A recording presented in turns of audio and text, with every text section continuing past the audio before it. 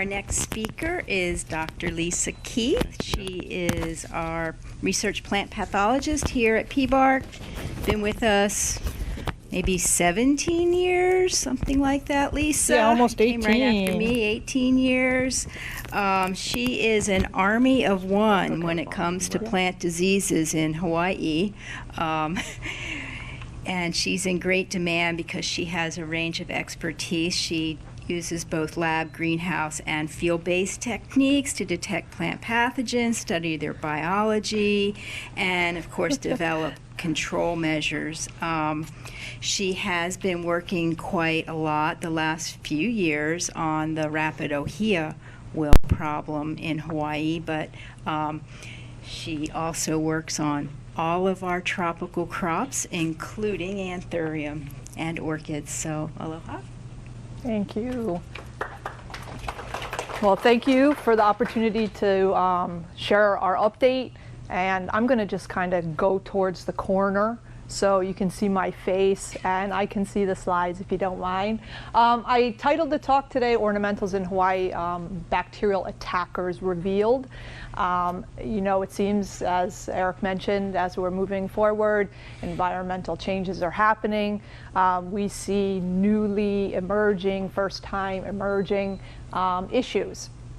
And I definitely can say I'm as passionate about my bacteria as Roxana is about her nematodes. I do wish, you know, in a way they didn't exist, but I'm glad I'm here to help study. And also, you know, Eric that was the same sentiment. You know, you think of it takes a village, it absolutely. I have a great lab, we have great collaborators. I like to think of it as we're all part of Scooby-Doo and Mystery Incorporated, foiling the villains, yeah. So today I thought I'd give an overview just on some basic biology. How is disease caused, the difference between symptoms and signs, the disease cycle, what we do to actually prove when we find something new here attacking plants, briefly how to control them, and then go into some of the new findings that we've discovered in the last couple of years, talk about particularly Anthurium work, and then end. And I know, and it's funny, I thought maybe Marisa would say, you know, in my biography it says, oh, I love to eat pizza. We're almost close to lunch, so thanks for your attention. When it comes to causing disease in plants, it's all about the disease triangle. So you need a susceptible host, you have to have a pathogen, and you have to have an environment. And that sounds very simple, like disease will happen all the time, but it's actually pretty rare, thank goodness. And any way we can minimize or eliminate a portion of this triangle, and we start to manage the problem. Okay. Talking about disease, well, you actually have to understand for your crop what is normal. Okay. Is a color change or a certain death of tissue, wilting, defoliation, do you normally see that, or is that something different? And now you're talking about symptoms and potentially some kind of biotic effect, a microorganism causing the symptoms, which actually means how the host is responding to pathogen attack. Okay? Sometimes that is the change in color, shape, or function. It can be a leaf spot, a localized infection. It can get inside the plant, actually causes systemic infection, so it gets in one place but moves throughout the plant, and actually you'll see symptoms and potentially death for the whole plant. Sometimes there's macroscopic, large things you see on the surface, maybe on a tree, like shelf fungi, kind of big. But oftentimes it's microscopic. Like Roxana mentioned with the nematodes, you don't see it. You need to look under the scope to actually see what you're working with. So those are symptoms, and you also look for signs. So you're actually looking for the presence of the causal agent. And so maybe that's like when you think it's bacterial and you can do bacterial streaming, you cut a portion of that diseased plant, you actually see bacteria going into water. Okay, that's the sign. Okay, and there is an overall disease cycle. Okay, inoculum's produced, the inoculum has to get to the host, it actually has to get inside the host, it starts to multiply, it starts to spread, colonize, produce more inoculum to get to another plant. The symptoms are developing, okay, the dispersal happens, Sometimes it happens multiple times. You get new disease in the same growing season. Sometimes it's only once. But again, you're trying to alter this cycle. How can you stop certain parts from happening? Okay.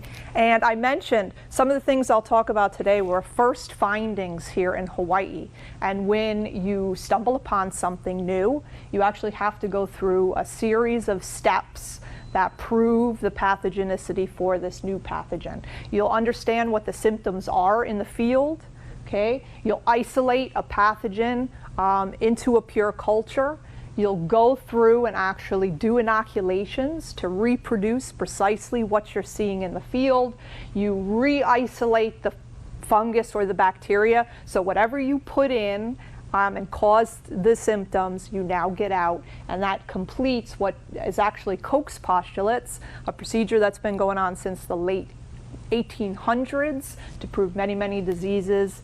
And when it comes to control, as we all know, plant diseases are difficult to control. Okay, you have to recognize the disease. It's critical for detection methods to actually ID and understand the organism you're working with.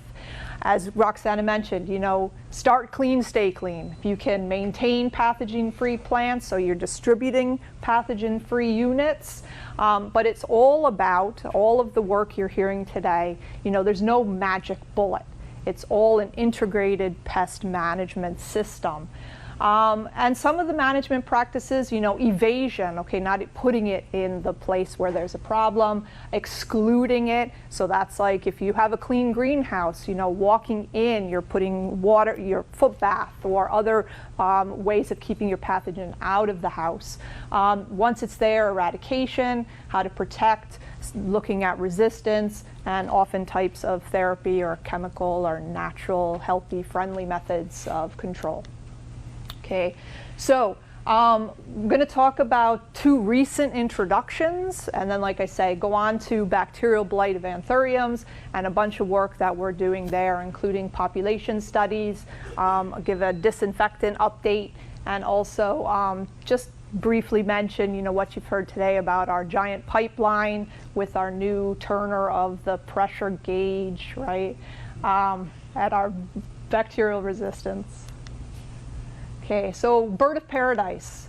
So we actually found a new, and I say we, it's not just me, you know, I really need to give the shout out. Brian's kind of the start. He sees a lot of new things. He's like, hey, Lisa, I know you love bacteria. Yeah, okay, cool, we'll look at it. Lionel does a bunch of work. The lab really gets involved. Bacterial leaf spot and streak caused by a bacteria called Paraburkholderia andropogonus. Sometimes bacteria change names due to molecular techniques that it's confusing. Scientists just want to make it confusing and change names when you think you got something. But these symptoms were these black lesions delineated in the vein, and you could also see a translucent halo. Okay? And so mild symptoms began just very small necrotic areas. And as the symptoms progressed into these moderate symptoms, these black areas start to elongate. And you can see that they are delineated. They get longer, not necessarily moving intervenal. But with the necrosis, you see the yellowing or chlorosis. And sometimes it was just limited to half a side of the leaf. Okay.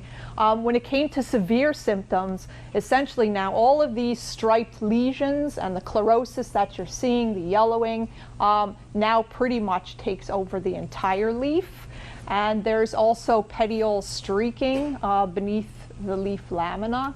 And you'll also see then these petiole lesions, okay, kind of a close-up. So this water soaking, that's often typical of the symptomology of bacterial issues. So the necrotic, it's spreading. Essentially, the bacteria are moving into the healthier portion of the plants. Okay, that's how you're seeing these symptoms spread. So as I mentioned, we go through the proving pathogenicity, fulfilling Koch's postulates, doing inoculations in the petiole with the pure culture of the bacteria.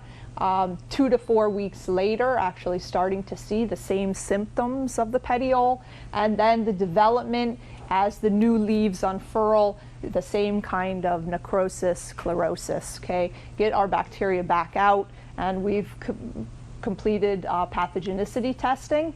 So these liners were actually imported from Florida, and this chlorotic and water-soaked lesion, so it wasn't obvious until it got to the new location. They started to grow new leaves, and these symptoms were now observed. So again, proving pathogenicity, Paraburkholderia andropogonus, and then the management actually included just early recognition and removal of diseased leaves, okay? You can see Dr. Miller, Ohio State University, very instrumental in a lot of the management practices that continue today. Okay, and then we're moving to Plumeria. Okay, and so a bacterial leaf blight caused by another bacteria called Pseudomonas cachorei. You can see these brown necrotic spots with irregular margins. And this is kind of when it gets started, and this is what ends up happening, complete defoliation, ultimately leading to death of the plant. Okay, so this picture in the center actually shows you the pure culture of the bacteria isolated on a plate. And in this case, we actually made inoculum that you spray on the plant. It's kind of typical of how bacterial problems spread, or water droplets and their missed irrigation. Into runoff, put it in high humidity for 24 hours, take it out of the bag, start to observe, and even within the first day, we can see those same small kind of angular grayish leaf spots. On the upper surface, beneath the water soaking, again from the bacteria, is a little more evident. By day 4, you can see the aggressive nature of this bacterium. And now these spots are actually coalescing to form even larger spots, and some of this large-scale necrosis is causing the leaf drop in actually a very short period of time. So you figure within the week of a highly inoculated plant, this is what is the potential, yeah, okay. To full defoliation, essentially, and death. Okay, so it was Plumeria pudica, the bridal bouquet Plumeria. Again, those water soaked. So it's the understanding of the symptoms that you're seeing, but just because you see what you think are typical symptoms, you really have to get the proper diagnosis of what you're looking at. Because we're fooled all the time. You swear you're looking at one, oh yeah, try to isolate, it's not what you think. Might be something different altogether, a whole nother genera. But the pathogenicity was proven for this bacteria, and again, pruning, roguing, removal of the diseased material, and to actually increase spacing and allow for good airflow, less standing moisture, really cuts down on the bacterial problems. Okay, so on to Anthuriums. And it's multifaceted, as you heard from all the researchers, all the excellent work going on every area. Even Tessie, we consider you part of that pipeline, yeah? My aspect with bacterial blight of Anthuriums, we look at short-term solutions while we're working together to solve this long-term solution of that biotech pipeline. We did a lot of work, and I gave an update, I think a couple of years ago, of a disinfectant study. We were trying to see, just because a lot of the typically used disinfectants for the tools, the pruner cutters, for harvesting, either couldn't be purchased anymore, some companies went out of business, they were kind of toxic, so could we find maybe a common, friendly alternative? And then I'll end actually just giving one quick picture of the long-term study. Okay, so I started thinking, we have been doing our work many years with Anthurium, and some of our original isolates came from 2004. Now, they remain stored well, and utilized over all these years. And we started thinking, well, is that the same population that we're still working with? You know, as far as pathogenicity, the ability to cause disease, or the virulence of the population, okay, is there like a level of the aggressiveness of the population out there? We decided to do a big population study screen just to make sure we were working with the same kind of population of old. So thank you. Number of samples were received. This kind of gives you just the typical symptomology, you know, with Xanthomonas exonopotus Dieffenbachia, I'll just call XAD for short. The xanthomonads actually have that typical V-shaped lesion. So they get in more frequently through the hydrathodes, but the bacteria need either natural openings or wounds. So that's where you see the V-shaped lesions, or into stomates, like these individual little necrotic spots. But you see necrosis, you see chlorosis, you see water soaking, again, as the bacteria is moving into the healthy material. So all pretty typical. The isolates came off of different varieties, Ozaki, Starlight. Tried to understand what the symptomology, how to describe it, and again, it's all pretty typical. Okay. The first thing was purifying cultures off of all of these diseased samples. Okay. And then we just start growing it. That's one thing. So we're going to look at how does it grow in culture? How do some of the genetics compare? Ultimately working to the pathology. So in this case, just looking at the growth of the bacteria on different media plates in pure culture. Xanthomonas, particularly on media called YDC, produces typical yellow, very mucoid colonies. And we noticed that, well, a few actually looked slightly less. And comparison on some of the other media, the same thing. And oftentimes this mucoid production helps just in environmental survival, or it kind of is like a protective barrier where chemicals or other things can't actually penetrate the cells. So we were wondering, are we going to start seeing differences when we're looking at these populations? Okay, just to show you what we're working with, that's different isolates, each plate, okay? And what is typical, but just to zoom in, kind of that difference of a little bit more mucoid than just a few of the isolates. Okay. A lot of molecular work, you know, it's like you do the 23andMe, the phylogenetic tree for bacteria too, and there's typical genes you can look at to see they tend to have, as maybe populations evolve, changes in bases, which will start to show maybe different genetic populations. So we had sequenced 8 genes and compared it to the old strain that we were looking at. Everything's identical. Okay. Now came to actually putting these bacteria back onto plants with the pathogenicity testing.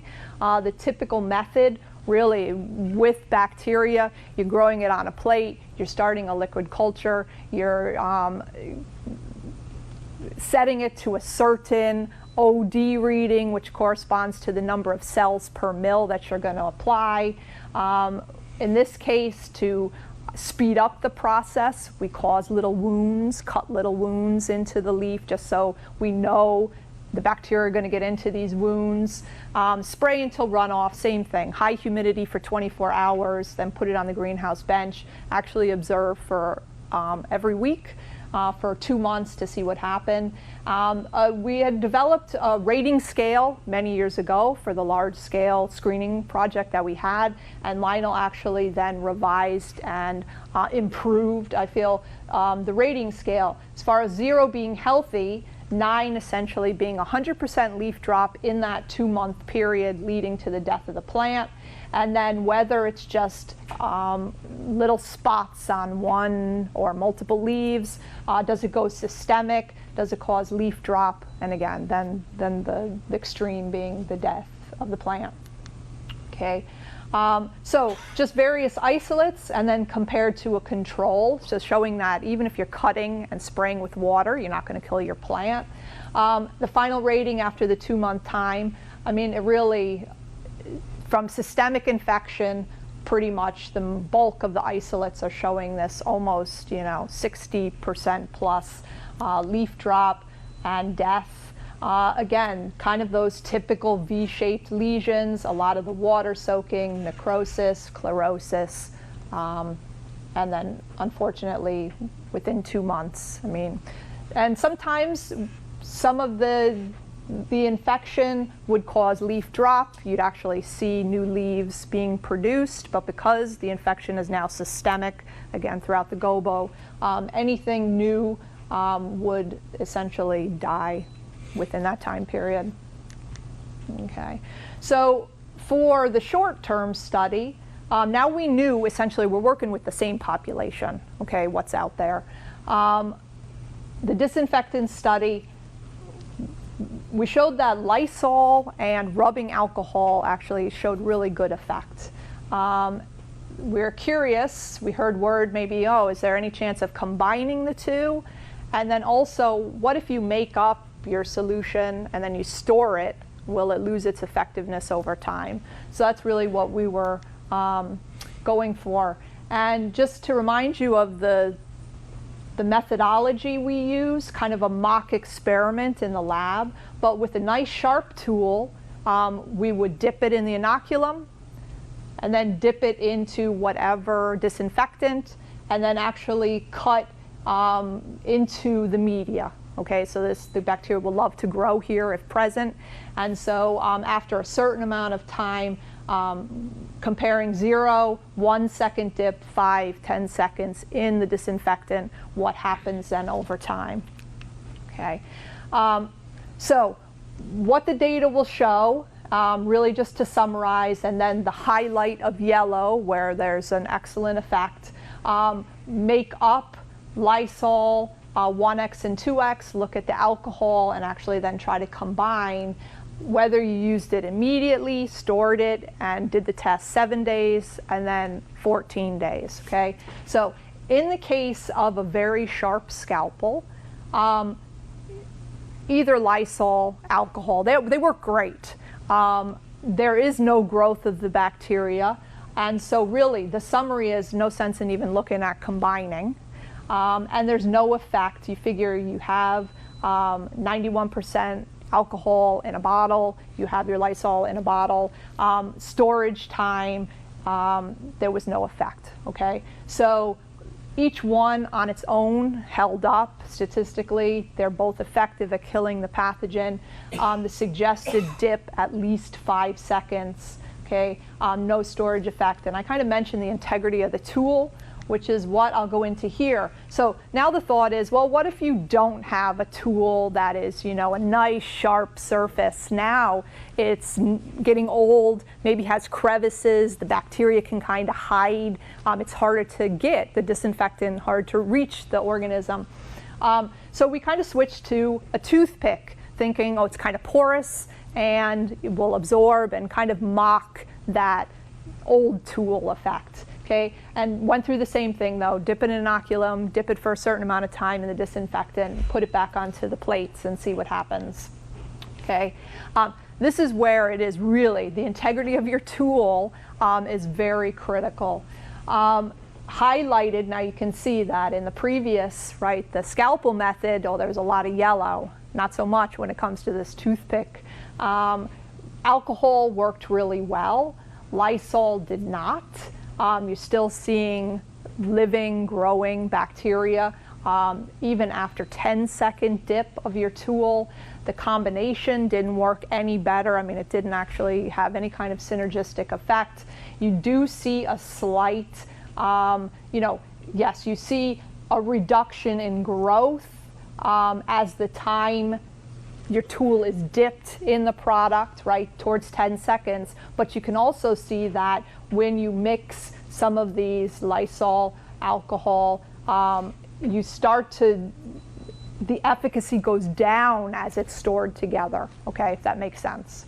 So again, the same kind of, IPAs working great overall with no matter what kind of mock tool you're looking at. Dip at least 5 seconds. Definitely some kind of storage effect if your tools aren't doing well, getting old, having places that the bacteria can hide. Okay, just to show, it's kind of exciting, to get to this stage. We've all worked many years testing thousands of plants to limit the first round with some of the constructs that looked great in pots. Unfortunately, the results didn't hold up when we got to bed trials, okay? So not only do we have even better constructs to work with, but the thought was we're not going to do this intermediate step, let's look at them in pots. We're going to go immediately to the bed trial. So thanks to Lionel for actually setting up this really cool system that we can do our testing right away. And I'd say within the month, the first trial will begin. Very exciting. And the results we're seeing already, I don't want to say 100% because nothing's guaranteed, but it does make me want to do a happy dance. I mean, when we saw Donna's stuff, holding up, it's looking good. I mean, it's very, very promising. So exciting work to move towards the future. Okay, just to give some overall conclusions again, prevention rather than a cure.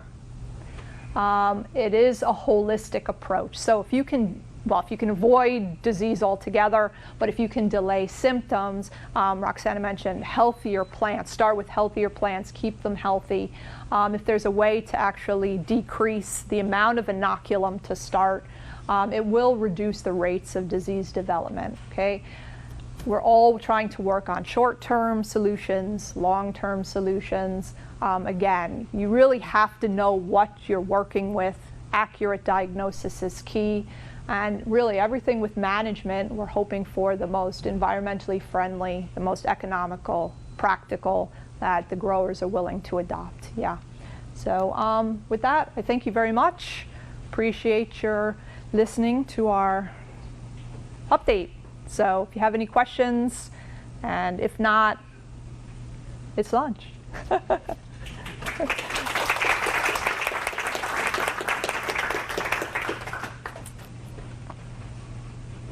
Questions for Lisa? Yeah, Cassie. For the disinfectant rubbing alcohol, Yep. Does it have to be fresh poured each time, or once you open the bottle, that's it? That's a good question. The test, alcohol does lose some of its effectiveness over time. I'd say in our study, they were fresh bottles opened and then stored. I mean, even that 2-week open period doesn't seem to affect it. To be honest, I'm not sure how the percentage of the bottle, but that being said, 71% was pretty effective as well. So I'd say the bottle being open would last quite a while to even, if the percentage is decreasing over time, you still 80, it still works really well. Yeah, good question though. And maybe in a case of when somebody's dipping tools that have sap on it or plant material where the alcohol solution is starting to get more and more dirty, do you think that would be? Yeah, some of that potential organic material could definitely start decreasing the efficacy too. So the combination of alcohol and Lysol, the effectiveness was reduced with the. Yeah, it didn't work exactly. Yeah. It was kind of like anecdotally we had heard maybe people were trying to do so we thought, well, we'll take a look, but it doesn't. In the case of like I say, your sharp tools, yeah, one or the other, and in a way, probably alcohol is just easier to use. curious, would spraying be better? Then you don't have to worry about the organic matter. I mean, because you know how we normally spray, or I don't Yeah. know, it's too Rather than dipping. Yeah, you know, it's critical to get whatever material you have on your off, right? So you're still going to have to kind of scrub to remove whatever debris is on the cutting tool and then spray. Yeah. I just had a silly question. On the trials that you're doing for bacterial, Yes. are we going to plan on doing field, like commercial volume trials soon? Or is it too soon? I think as soon as we get the permit. Oh, yeah, yeah. Permit. Okay. Sorry, I jumped in the gun. Sorry. Just Yeah. exciting. There it is. There it is. Yeah.